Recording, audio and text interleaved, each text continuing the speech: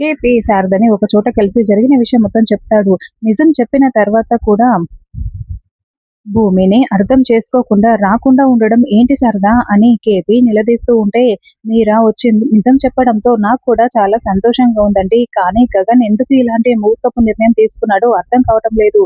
నేను ఎంత చెప్పినా నా మాట కూడా వినట్లేదండి అని శారద చెప్తూ ఉంటుంది. నువ్వు మాట్లాడి చూడు శారద. నేను వస్తే వాడు కోప్పడ్డం తప్పిస్తే నా మాట అస్సలు అర్థం చేసుకోడు. జీవితాంతం కలిసి ఉంటే భూమి మాత్రమే కలిసి ఉండాలి. ఆ తారతో కాదు.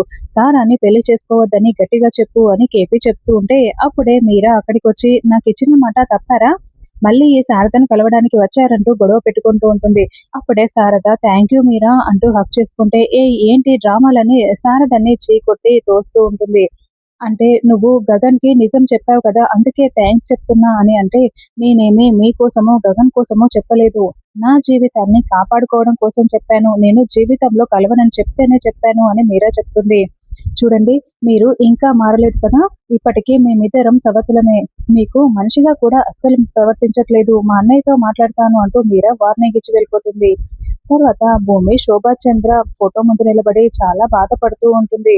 అమ్మ భూమి అని శరత్చంద్ర పిలవగానే కన్నీళ్లు తుడుచుకుంటూ ఏంటి నాన్న అని భూమి అంటుంది. ఆ గగన్ గాడికి పెళ్లి సంబంధం కుదిరింది, పెళ్లి చేసుకోబోతున్నాడని నువ్వు బాధపడుతున్నావా? అసలు ఆ బాధే నీ మనసులో పెట్టుకోకు. వాడు నీ జీవితంలో ఉండకూడదు. వాడు కావాలా నేను కావాలా అంటే కుదరదనని చెప్పాను కదా! వాణ్ణి పూర్తిగా మర్చిపో. నేను మాత్రమే నీతో ఉంటాను. నువ్వు అలాంటి వాణ్ణి అసలు గుర్తు కూడా చేసుకోవద్దు అని శరత్చంద్ర చెప్తూ ఉంటే, బావలేని జీవితం వేస్ట్ నాన్న అని భూమి మనసులో అనుకుంటూ బాధపడుతూ ఉంటుంది. గగన్ తన రూమ్‌లో కింద కూర్చొని భూమి, గగన్‌ల పెళ్లి ఫోటోను పట్టుకొని భూమిని చూసుకుంటూ ఏడుస్తూ ఉంటాడు. భూమి, నిన్ను వదులుకోవడం ఎంత కష్టంగా ఉందో. నేను నీ వైపు ఒక్క అడుగు వేస్తే నువ్వు వైపు 100 అడుగులు వేస్తావు భూమి. నా దగ్గరికి వచ్చేస్తావు. నాకు చాలా బాగా తెలుసు. కానీ రాలేని పరిస్థితి భూమి. నువ్వు నాకు కావాలి. నువ్వేమన్నావో తెలుసా? బావ మనస్ఫూర్తిగా విడాకులు అడుగుతున్నావా అని అడిగావు కదా భూమి. కానీ నేను బ్రతికి ఉన్నంత కాలం, నా ప్రాణం ఉన్నంత వరకు నువ్వే కావాలి భూమి. నువ్వు మనస్ఫూర్తిగా అస్సలు విడాకులు కోరుకోవటం లేదు. నాకు నువ్వే కావాలి భూమి. నువ్వే కావాలి. అసలు నిజం తెలిసిన తర్వాత కూడా నిన్ను హగ్ చేసుకొని క్షమించమని అడిగే అర్హత కూడా నేను కోల్పోయాను.